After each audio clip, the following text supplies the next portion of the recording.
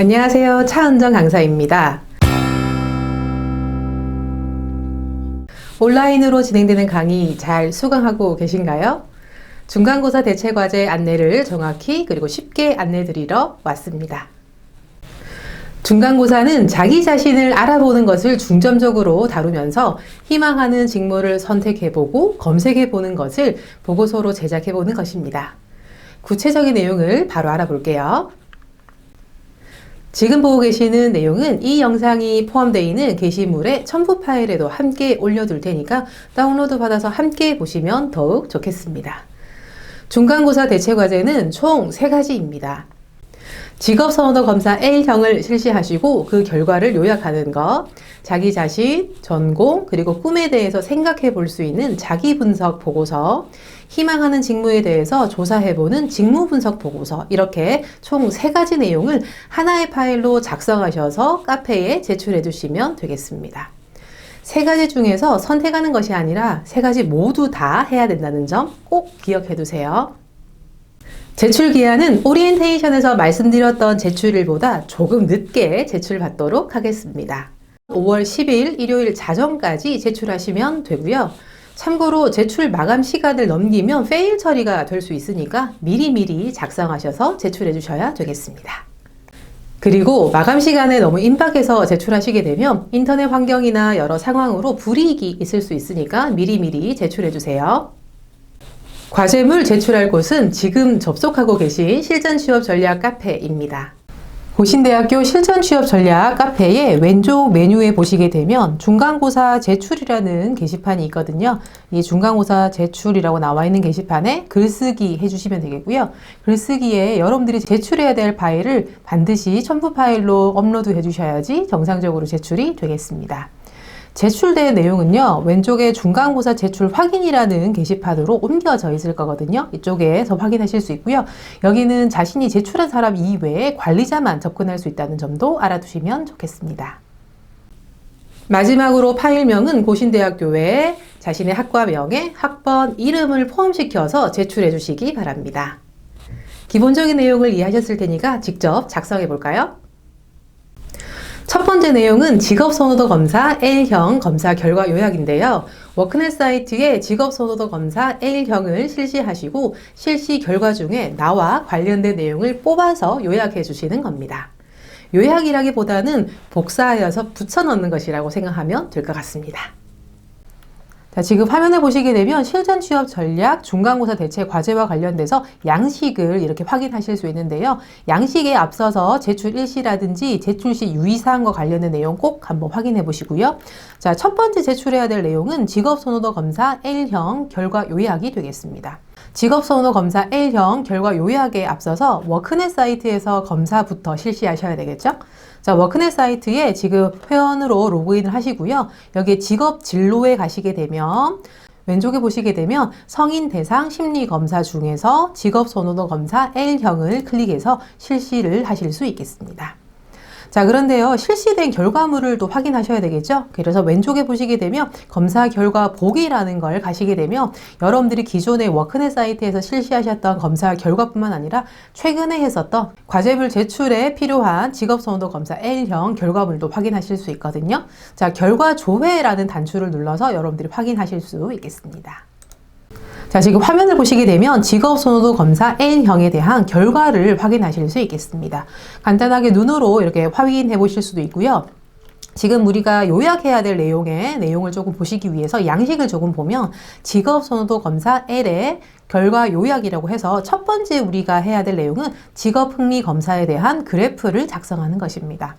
자, 지금 보면은 여기에 점을 찍어서 그래프를 완성하셔도 되고요. 아니면 여러분들이 컴퓨터 프로그램 중에서 캡처 프로그램 있으시죠? 그죠? 스크린 캡처 이런 프로그램을 활용하셔가지고요. 여기 결과 내용의 화면에 떠 있는 이 그래프를 사진 캡처해서 여기에 붙여 넣어 주셔도 되겠습니다. 자, 아래쪽에 보시게 되면 육각 모형이 큰지 모양이 찌그러져 있는지에 대한 내용 이렇게 체크하시면 되는데요. 결과물에 보시게 되면 모양이 찌그러져 있는지 아닌지에 대한 설명도 한번 눈으로 확인해 보실 수 있겠습니다. 자, 양식의 아래쪽에 보시게 되면요. 나의 대표 흥미 코드가 무엇인지를 적는 칸이 두 칸이 설정되어 있는데요. 자, 여러분들이 직업선호도 검사 결과를 실시하시게 되면 자신의 대표 흥미 코드가 무엇인지가 여기 표시가 됩니다. 저는 R2라고 나왔거든요. 자, R은 현실형의 R이고요. E는 진취형의 E가 되겠습니다. 여러분들은 다른 코드가 나올 수 있으니까 여러분들 코드를 적어주셔야 되겠습니다. 자, 여기 1번이라 나와 있는 부분은요. 저 같은 경우에는 R이고요. 두 번째는 E라고 적어주셔야 되겠고요. 여기에 대한 세부적인 내용은 검사 결과 아래쪽에 쭉 내려보시게 되면 현실형과 그렇죠? 여기 쭉 나와 있는 내용 중에서 진취형에 대한 세부적인 내용을 복사해서 붙여 넣어 주시면 되겠습니다. 첫 번째 나와 있는 이 부분은 여기 칸에 붙여 넣어 주시면 되겠고요. 세부적인 내용 이 두 줄은 여기 아래쪽에다가 붙여 넣어 주시면 되겠습니다. 자, 흥미 유형별 특성은 다음과 같습니다라고 나와 있는 이 표는요. 여기에 R과 E를 작성해야 되는데요. 여기 결과를 보시게 되면 그 아래쪽에 흥미 유형별 특성이라고 해서 내용들을 적을 수가 있거든요.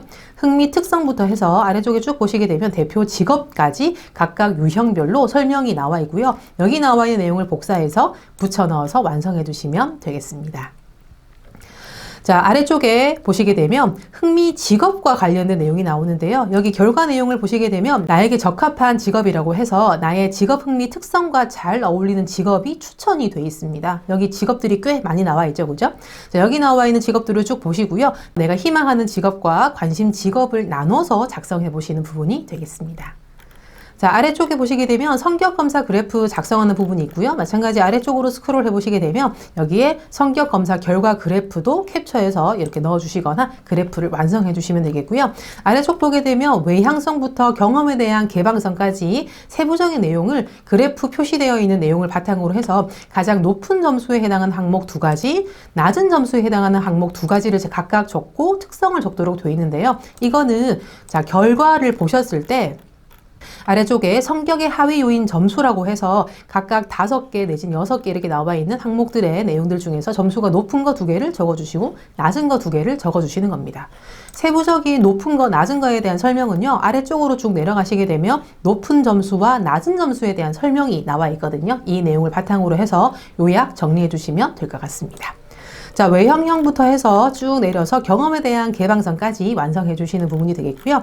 그 아래쪽에 보시게 되면 생활사 검사 그래프라고 해서 그래프 마찬가지 캡처나 그래프를 완성해 주시면 되겠고요. 생활사 검사 내용의 그래프는 자, 아래쪽으로 쭉 많이 내려보시게 되면 이렇게 생활사 검사 그래프를 확인하실 수 있고요. 이 그래프 중에서 강함과 약함과 관련된 내용이 나와 있는데요. 강함은 점수가 높은 거, 약함은 점수가 낮은 거를 기준으로 해서 추출해 주시면 되겠고요. 검사에 대한 내용을 여기 위에 나와 있는 설명으로 해서 내용을 요약해 주시면 되겠습니다. 여기까지 하시는 게 직업선호도 검사 L형 검사 결과 요약이 되겠습니다. 두 번째 내용은 자기분석 보고서라고 해서 나와 전공 그리고 꿈에 대한 나의 현재 생각을 정리해 보는 것인데요. 과제물 공지사항에 적혀 있는 것처럼 최대한 취업을 염두에 두고 작성해 주시기 바랍니다. 세부적인 내용을 소개드리기 앞서서 자기분석 보고서가 필요하겠다라고 생각하게 된 비하인드 스토리를 살짝 알려드리면 어느 기업 인사 담당자의 안타까움 섞인 한마디에서 시작되었습니다. 요즘 영어 인터뷰를 생각하는 것보다 못하는 것 같다라고 하시면서 영어 인터뷰 이렇게 준비하면 될 텐데 라고 하시며 저에게 노하우를 살짝 알려주셨거든요. 자기에 대한 소개, 내가 희망하는 직업이나 전공에 대해서 설명할 수 있는 거, 내가 하고 싶은 것에 대한 메인 내용들을 미리 영어 문장 10개 내외 정도로 미리 만들어 두시고요. 그것을 매번 반복 연습하시게 되면 거기에서 충분히 인터뷰 내용을 준비할 수 있다라고 하셨거든요.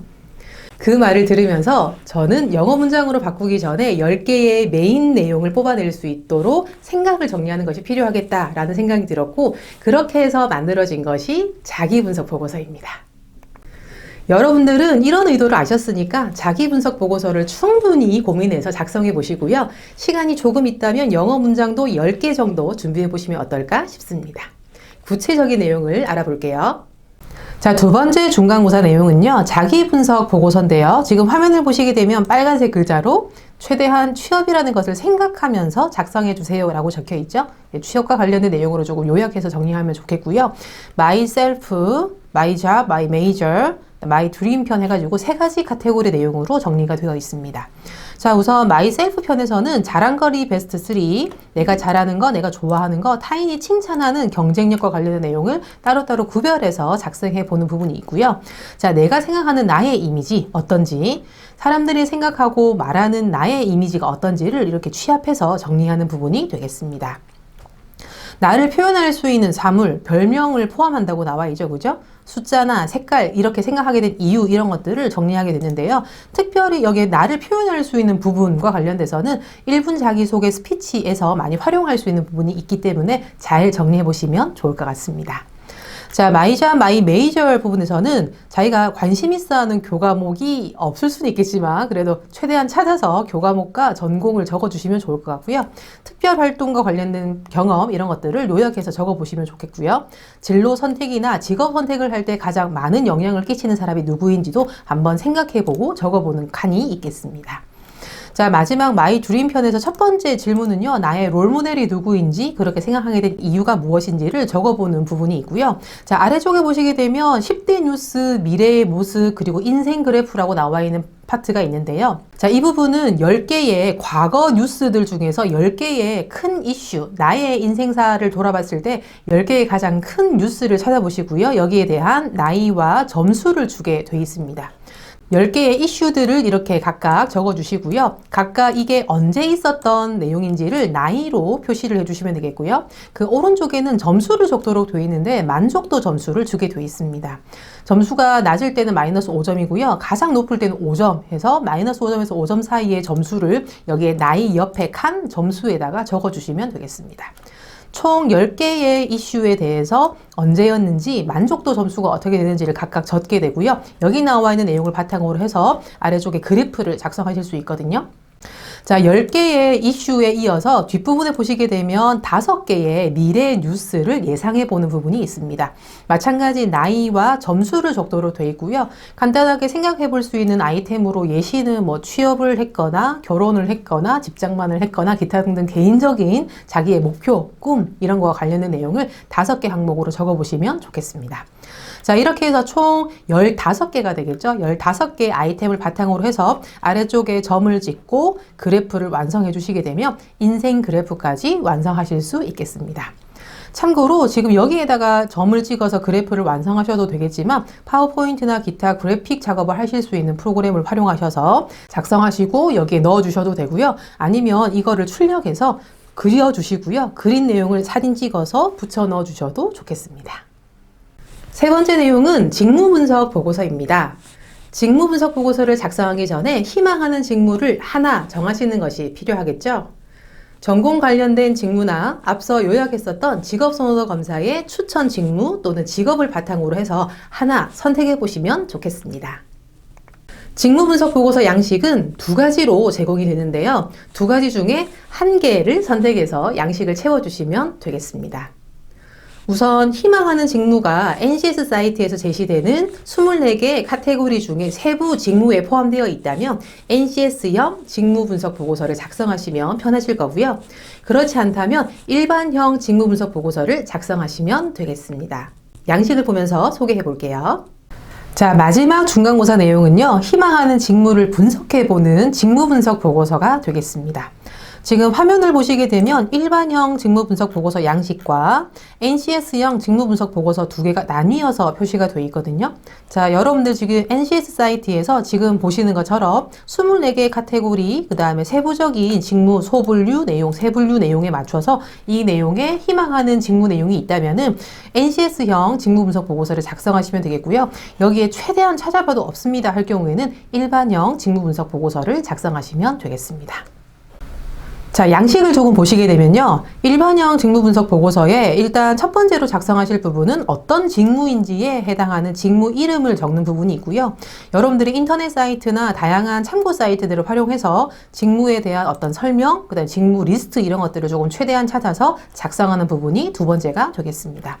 자, 아래쪽에 보시게 되면요. 직무 역량이라고 해서 우선순위를 적도록 되어 있는데요. 이거는 여러분들이 생각해 보셔도 좋겠고 기타 참고 사이트를 활용하시면 좋겠는데요. 이 직무 역량 우선순위와 관련돼서 가장 잘 정리되어 있는 사이트는 잡이룸이란 사이트가 되겠습니다. 또는 잡이룸에 내가 일반적인 직무보다 좀 세밀하게 찾아보고 싶다 할 경우에는 워크넷 사이트도 좋을 것 같습니다. 자, 아래쪽에 보게 되면 직무의 기술과 관련된 부분, 전문 용어와 관련된 부분을 이렇게 취합을 해보시게 되면 앞으로 여러분들이 입사지원서를 작성하실 때 문장 자체가 퀄리티가 달라질 수 있다는 점도 알아두시면 좋을 것 같습니다. 아래쪽에 보시게 되면 관련 자격과 관련된 내용도 자격증에 대한 정보를 말하는 거겠죠. 이것도 찾아보시면 좋을 것 같고요. 아래쪽에 우대사항은요. 여러분들이 채용 공고에서 여러 몇 건의 채용 공고를 찾아봤을 때 어떤 우대사항이 있는지를 취합하셔서 준비해 보시면 도움될 수 있는 부분이 많겠습니다. 미디어 참고 자료 같은 경우는 윗부분에 참고 내용을 적어주셔도 좋겠고요. 드라마나 영화나 또는 기타 서적이나 뭐 이런 다양한 매체들을 활용해서 미디어 참고 자료도 취합해 보시면 좋을 것 같습니다. 자, NCS형 직무분석 보고서는요, 여러분들이 NCS 사이트에서 찾아보시면 좋겠는데요. 여러분들이 찾아보실 때 NCS 학습 모듈 검색이라는 부분에서 찾아보셔도 좋겠지만, 여기 보시게 되면 경력개발 경로 찾기라는 부분에서 찾아보시면 좋겠다고 말씀드렸었죠. 그래서 일단 여기에 나와 있는 내용을 바탕으로 해서 여러분들이 우선적으로 작성해 보시고요. 여기에 조금 미흡한 정보가 있다면은 NCS 및 학습 모듈 검색이라는 부분에서 찾아보시면은 여러분들이 원하는 정보를 빠르게 찾아보실 수 있을 겁니다. 자, 양식을 조금 보시게 되면요. 여기에 희망하는 직무가 무엇인지 직무에 대한 정의도 나와 있고요. 임금의 수준, 직업 기초 능력과 지식, 기술, 태도를 정리하는 부분, 수행 준거, 직무 수행 능력, 관련된 자격증 이런 것들을 NCS 사이트에서 충분히 찾아볼 수 있고요. 여기 보게 되면 세밀하게 여기 정리가 되어 있는 내용을 참고해서 작성해 보시면 좋겠습니다. 이렇게 해서 중간고사 대체과제 3가지에 대해서 알려드렸습니다. 최대한 쉽게 작성할 수 있지만 작성하시면서 자신에 대해서 알 수 있는데 도움이 될 수 있도록 구성이 되어 있으니까 잘 작성해 보시고요. 온라인으로 업무를 보는 비중이 점점 늘어나는 상황에 발맞춰 디지털 리터러시도 함께 함양할 수 있는 기회가 되기를 바라봅니다. 오프라인 사회적 거리는 철저히 지키시고요. 온라인은 더욱 가까워지면 좋겠습니다.